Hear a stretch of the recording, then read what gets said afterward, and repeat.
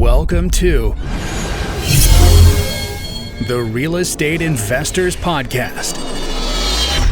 We interview awesome people from around the industry, helping to give you the resources you need to level up your business. Here's your host, Tyler Woodall. Hey everybody, this is Tyler Woodall again, back with another episode of the Real Estate Investors Podcast. Today, I've got a really neat guest. So you want to tell me a little bit about yourself, Ben? Yeah, my name is Ben Hickman, and I invest in the Midwest. And I have a partner with me, and we mainly focus on long-term rentals. And we are on our third redevelopment deal to redevelop old schools into apartments, and that'll be about half of our portfolio of 65 units or so.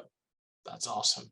All right, so tell me a little about your background and how you got into this. You're telling me about it. I loved it, so I think everybody else will too. Yeah. Well, I started really young. I started out always being a saver. I saved from paper out, and when I was 12 years old, and I bought a duplex to live in, half of it, and rent out half of it. And then I bought a triplex to fix it up and get it ready to rent. And that one that one went miserably. I lost about $25,000 on that. I never got it finished, and that was a ton of money for me when I was 19. But I didn't actually borrow any of it, so I was not in any kind of bankruptcy or any kind of big financial trouble. I was just out a lot of time and money over about 3 years of trying. So that's awesome. So tell me a little bit about, I know you said you had a motorcycle accident that put you under kind of out of commission for a little while and helped expedite your move into real estate. What kind of stuff were you learning during that time that kind of helped propel you into your next phase? A big part of it is I grew up, on a farm. Like I said, I'm in the Midwest. And so I've always been willing to work hard, and it's very easy to transfer what you do labor wise into money. But sometimes it's very hard to understand when you start working on yourself and start working on the knowledge of things. So when I had a motorcycle accident, I didn't read a bunch and do that kind of stuff. I was so busy flipping houses and just working a full-time job. And so that didn't leave a whole lot of time for that kind of thing. But then when I had a motorcycle accident, I was out for 14 months of work. So I could not physically go and do work. My knee was messed up pretty bad. And I just started to go through the process of not just, how to put properties under contract and how to negotiate deals and that kind of thing, but really started to being able to understand my strengths, my weaknesses more, being able to develop more of why I would want to go and do these things, not necessarily just for the money of being able to have whatever amount of money is significant to you. So that was the big transition. And through that, I really learned a lot about myself. I did learn a lot about the actual, meat and potatoes of investing, and not just in real estate, but just overall of what makes a good deal, what should you invest in, what should you focus your time on, all those things. Right. That's awesome. So if you could go back with the knowledge you have now and start over, obviously the duplex and the triplex, you would have probably done things a little bit differently, specifically the triplex. What would you tell yourself today that kind of could have helped speed up your process? Yeah, I would tell myself today that you need to really work on yourself and identify what it is you're doing, why it is you're doing it, and not just do it.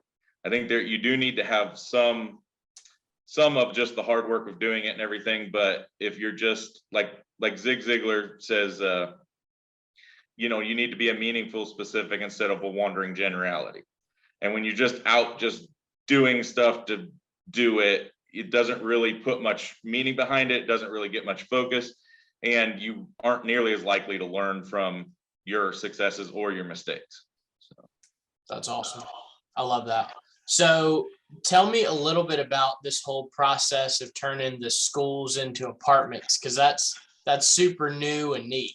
Yeah, that's been a lot of fun for us. And we lived in a town where they turned 7 elementary schools, like shook up the whole school districts, and they turned 7 elementary schools for sale and built new ones in different places.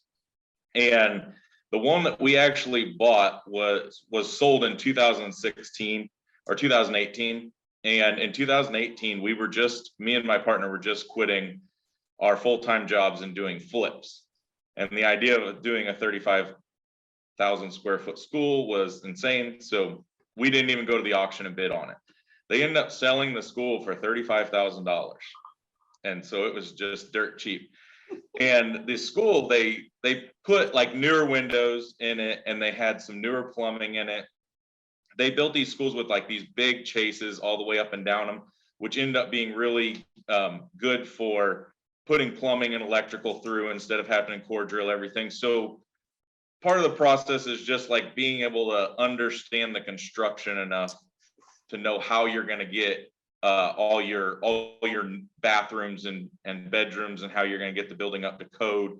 And that was a big deal of it that we wouldn't have been able to know in 2018, but in 2020 when we bought it, we did figure a lot of that out. So that's wild. So how far along in the process are you there as far as getting everything situated and finished, as well as, is this something you're trying to do on a larger scale now? Yeah, so we did 13 units there, and they were like, they were a little unique for our area. There were these open loft units. They're about 1,000 square feet. They had these, so they were just this really big open room, but we were able to like expose brick that was original to the building. We refinished the floors. We put in a bathroom area that was like a teacher's space for it. So that worked out great. We got those all rented out, and then a college closed to us, next to us, and I bought a dormitory, and that one we turned into 40 units, and we will get done with all 40 of those units here this next week. So that's awesome, man. So yeah, that is a scale up of a bigger one. We are getting ready to do our third one that's got 11 units in it, but it's not going to be as difficult now that we've kind of solved some of these harder issues with the other ones. So you told me, I think before we started recording, you focus on long-term rentals. It sounds like more kind of larger multifamily. Do you get into any of the smaller single family and duplex, triplex stuff anymore? We actually just sold our last duplex, and our last single family home we're supposed to close on next week. So we are in a bit of a transition period, but right now, if that single family closes, the smallest we'll have is a 10 unit building. That's awesome. So explain that transition to me. Why did you guys finally decide, all right, we're going to scale everything up? Was it time to manage everything, or how did that work out? Well, one thing that was I mean, I guess there's a couple things. When I first got into flipping houses, I thought, well, if you can make 20% on your money every 6 months, you can turn that over, and that'd be way better than you can make on an apartment building. But then when I got farther into that, it was a little bit harder for us to keep in 6-month windows of turning our money over. We could get the house flipped in that amount of time, but turning our money over wasn't that quick all the time. And then it was a constant job. So you would never get out of that. You will always be working. So I was trading one labor job. I was doing a lot of my own construction on there. So I traded one labor job for another. And that's not really what I was getting into it for. I would like to be able to help a large amount of people, and I would like to be able to have more freedom. I don't need to have like a ton of time off and do nothing, but I want to be able to have the freedom to go and do where I want to be. And that was a job where I had to go there. So we started with a partner. You can scale up quicker, and that was a big help for me, is that I wouldn't have had the money or the ability to get it all done myself. I partnered, and he's the same kind of background. He's an electrician, where he's done a ton of our electric work in these buildings. But with his help, we were able to we actually looked at a 20 unit building, and I told him, I said, well, I'm ready to put an offer in on it. And he's always a little bit more hesitant than I am when we go and do these things. But we ended up coming around, and that was the 10-unit building. That's our smallest one. We ended up being able to buy half of them. It was this weird government, 10 of them were like a government rural development program, and those don't seem to pencil out very well. So we didn't actually end up buying those, but they let the other 10 go. And so that was our first purchase. And that was our first purchase for long-term rentals. That's and awesome. that's worked out great. So tell me about the dynamic of having a partner. Some people love it, some people hate it. Sounds like for you, it's worked out really well. What have you guys done to make sure that that relationship kind of stays healthy and works out for all parties? So I think one thing is that you got to have a situation where you both bring value in some way. He was able to do a lot more, like he enjoys more of the maintenance and, doing the electric and doing that kind of stuff, where I have done all that and can do that, but I do not want to stay doing that. So that's a big help. We both were in very similar positions, like in our lives. We're both in our young 30s. We both have been big savers. So we both had, like $100,000 or so saved up. And so we both had a similar situation where we could match each other's money, and we both brought things to move each other along.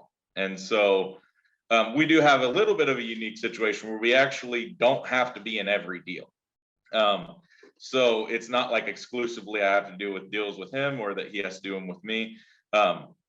If mainly I find the deals, but if he would find the deal or if I would find the deal, then we would have the option to be able to buy it, or you could go and, if one wanted out of it, there's no like hard feelings or anything like that. I've actually bought a few more deals than him. I'm a little bit more aggressive as far as I feel like I understand a little bit better, and I don't mind using leverage, and I don't mind working my money as hard as it possibly can work. Right. So one thing you mentioned is you guys both came in with a little bit of cash, and that helped. It sounds like if you guys are going after these big complexes, do you just have massive relationships with investors, or how are you guys taking on these bigger projects? And we've been very, very fortunate with it. We don't have any investors. It's all the projects are completely, I own the 40-unit one and another 12-unit by myself, and then he owns the rest of them with me. A big way we've been able to do that is like I told you about the price of the buildings. We were able to go and go to these smaller markets, and there's positives and negatives to it. So a lot of our units are in these rural areas, and so we got the first 10-unit building we bought. We were able to buy that. It was already 8 units rented out. It was already bringing in $3,500 a month, and we bought it for $150,000. So a deal that cheap, $30,000, all the down payment we needed on it. So that was pretty easy. From our flips, we had raised some cash to be able to continue to put money into it. But we went and did deals like that, and then our redevelopment deals, largely because we were able to put so much work in ourselves, we were able to get a construction loan and finance we're about 50% of the value on it, but we were able to cover all of our expenses with the financing from the bank on it. That's awesome. So that's how we've been able to scale up in that way without investors. Right. That's cool. That's awesome. Well, where do you see, obviously $1 million question. I've been asking a lot of people this lately. What do you think the market's going to do the next 3-5 years? Where do you see greatest opportunities for yourself? I think that there's still going to be a lot of opportunity in being able to buy middle to low income housing. I think that our units are positioned very well for being able to weather a downturn in the economy or whatever. I don't have a crystal ball. I would say, and I don't know that much about high end rentals, but I would say those are more likely to get hit if you have your average American having a hard time having a job, and those kind of things will be first things you would go. But so I don't know exactly where it goes. I think it at least stays stagnant for a little while, probably dips a little bit, but I agree with that. That's cool. Was there anything you would like to leave the people with? Is there any way that our listeners can add some value to you and what you're doing? I am gonna try to have more of a social media presence. We are taking recordings of this redevelopment deal we're doing, and we're gonna try to post more of that stuff. Right now, you could just follow me, Ben Hickman, on Facebook, but I don't have a whole lot more than that. Okay. But I think that's about it right now. That's awesome. Well, I won't hold you up anymore. I'll let you go. For everybody out there listening, Ben took some time out of his honeymoon to talk to me for a little while. So, man, I appreciate your time. If there's ever anything I can do, let me know. But we appreciate y'all listening. Y'all have a great day. Thanks. All right. Thank you, Tyler.